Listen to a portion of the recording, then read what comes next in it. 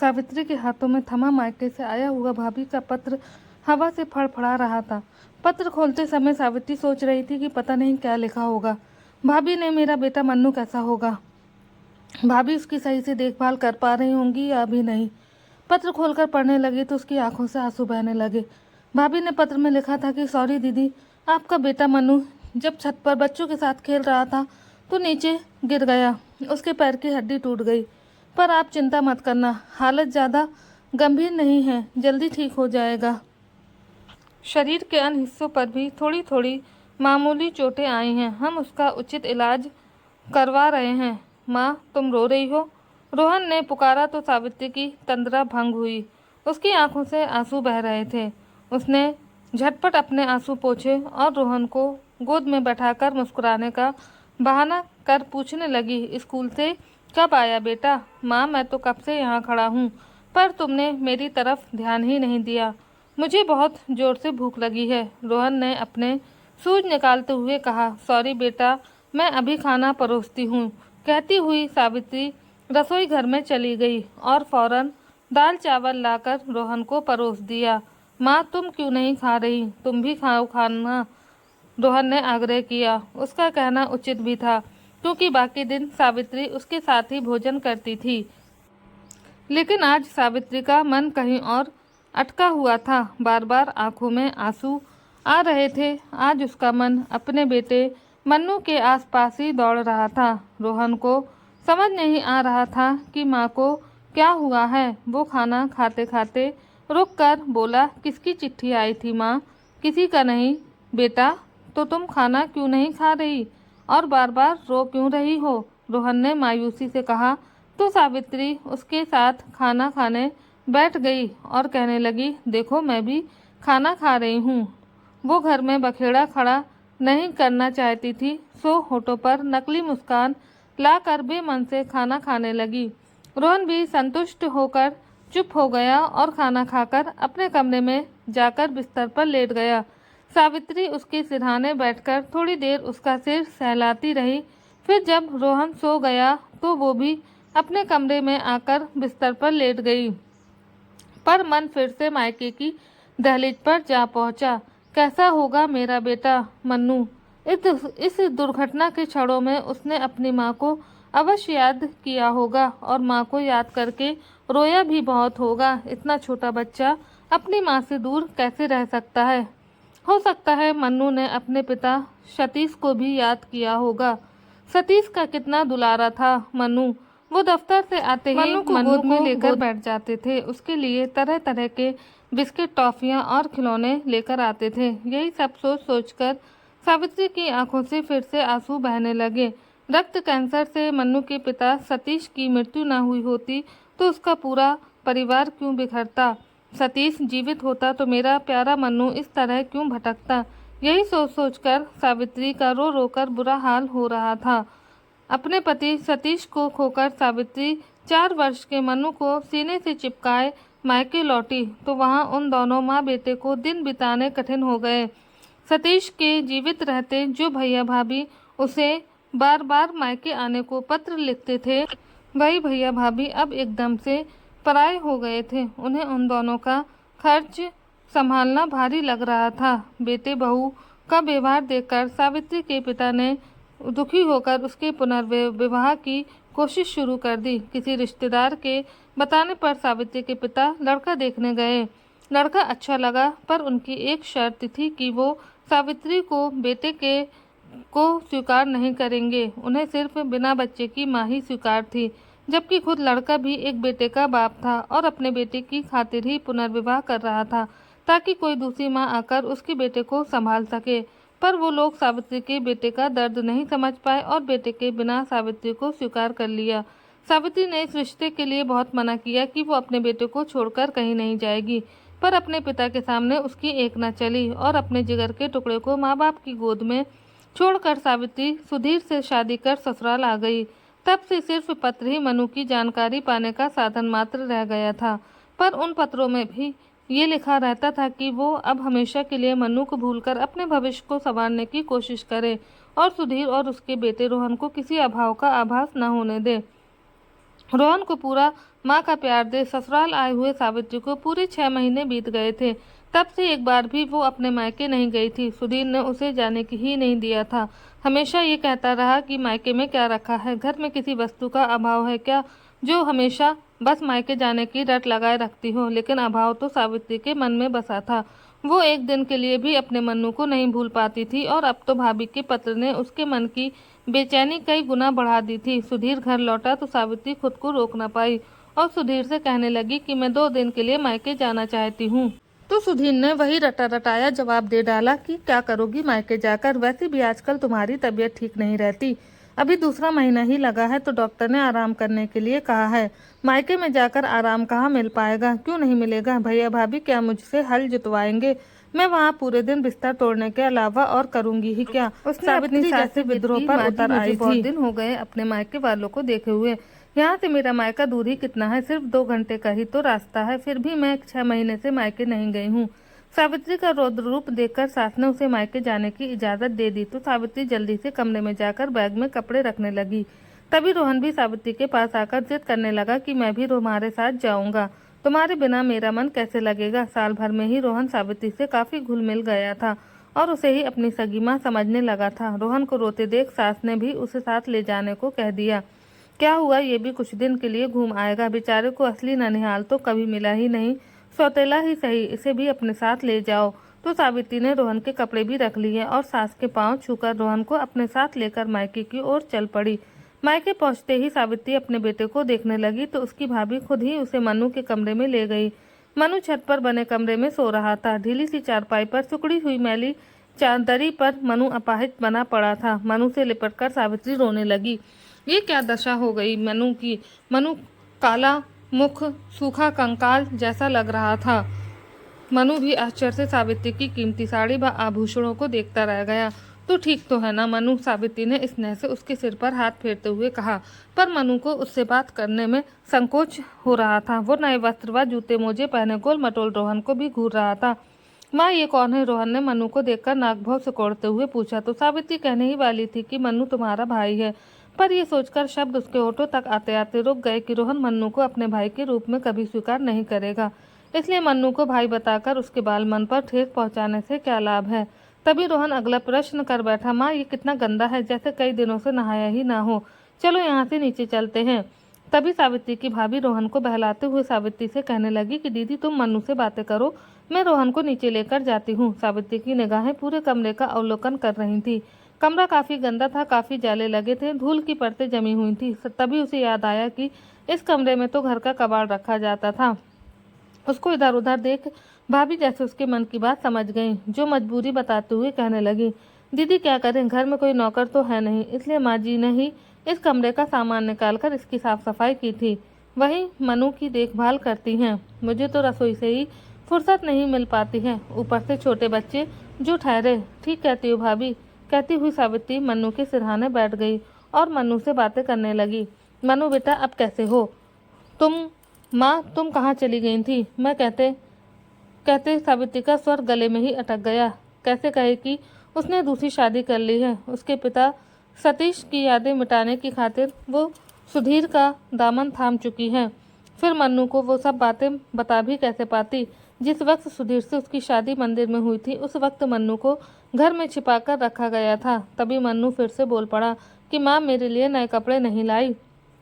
ये सुनकर एकाएक सावित्री को याद आया कि वह मनु से यही कहकर घर से निकली थी कि वह उसके लिए नए कपड़े खरीदने बाजार जा रही है और फिर 6 महीने के बाद आज ही लौटी कर आई थी। यही सोचकर सावित्री की आंखें भर आई कि कितनी पुरानी बात याद रखी है मनु ने। वो मनु के पुराने घिसे फटे कपड़े देखती रह गई। भाभी कहाँ नए कपड़े दिलवा पाती होंगी, माँ मेरे लिए नए कपड़े दे दो ना। मनु जिद करने लगा तो सावित्री के मन में आया कि वो रोहन के नए कपड़े लाकर मनु को पहना दे, नाप भी ठीक आएगा क्योंकि दोनों हैं भी एक ही आयु के। पर वो ऐसा नहीं कर सकी। मन में डर की लहर सी उठी कि अगर रोहन ने कपड़ों की बात सुधीर व माँ जी को बता दिया तो बखेड़ा खड़ा हो जाएगा। तभी भाभी ने आवाज़ दी, चलो दीदी पहले भोजन कर लो, बाद में बैठ जाना। सावित्री सीढ़ियों की तरफ बढ़ गई। बीच में ही भाभी ने पूछना शुरू कर दिया, दीदी आप मनु के लिए कपड़े खिलौने वगैरह कुछ भी नहीं लेकर आई? मनु है तो तुम्हारी कोख का जाया ही, तो तुम्हें उसका भी ध्यान रखना चाहिए। सुधीर की आमदनी भी तो कम नहीं है, घर में सब कुछ मौजूद है, रुपए तुम्हारे हाथ में भी तो रहते होंगे। सावित्री को लगा कि भाभी ने जानबूझकर उसे इस तरह का पत्र लिखा था ताकि वो मायके आकर उन्हें कुछ दे जाए। भाभी शुरू से लालची जो ठहरी, दूसरों पर खर्च करना इन्होंने कहाँ सीखा है।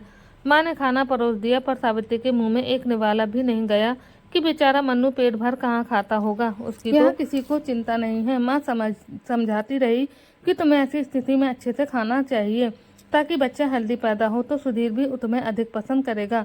माँ और भाभी बस उसके ससुराल की ही बातें करती रहीं तो ऊब कर सावित्री ने खुद ही मन्नू की चर्चा छेड़ी। मन्नू कैसा पढ़ रहा है भाभी, कैसे नंबर आए हैं उसके?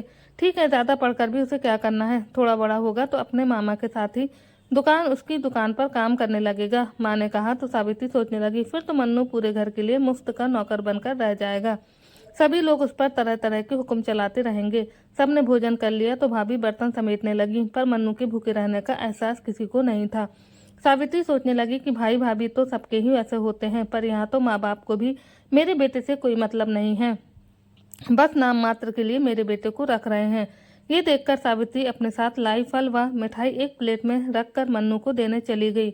मन्नू अकेला पड़ा था। सावित्री का मन भी फिर से भीग गया। वो मन्नू के पास बैठकर प्यार से उसे खिलाने लगी। फिर उठकर चली तो मन्नू ने उसकी साड़ी का पल्लू थाम लिया और बोला, कुछ देर और बैठो ना माँ।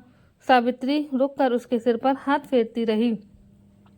मनु ने सुख का आभास करके आंखें बंद कर ली तो सावित्री भी उसी के पास लेट गई। अगले दिन सुबह मन्नू की चारपाई बाहर डालकर सावित्री उस कमरे की साफ सफाई करने लगी।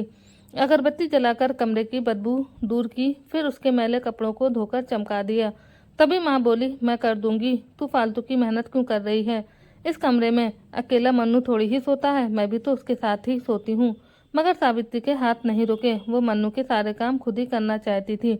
दोपहर ढलते ही अचानक ड्राइवर सावित्री और रोहन को लेने आ पहुंचा तो सबको आश्चर्य हुआ। माँ ने ड्राइवर को टोकते हुए कहा कि अभी तो 2 दिन भी पूरे नहीं हुए थे। तो ड्राइवर बोला, पर मुझे साहब ने भेजा है। साहब रोहन को बहुत प्यार करते हैं, रोहन के बिना एक दिन भी नहीं रह सकते।